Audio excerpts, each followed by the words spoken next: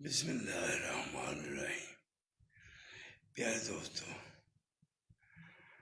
جب رب راضی ہو جاتا ہے تو ہماری تمام مشکلات دور ہو جاتی ہیں۔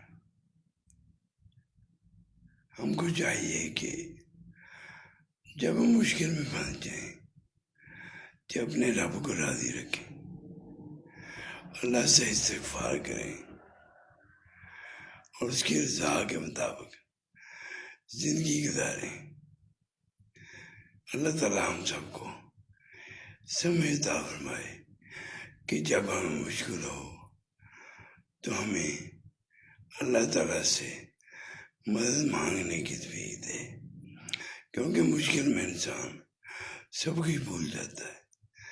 اللہ کو راضی رکھیں، اللہ سب بہتر فرما دے گا۔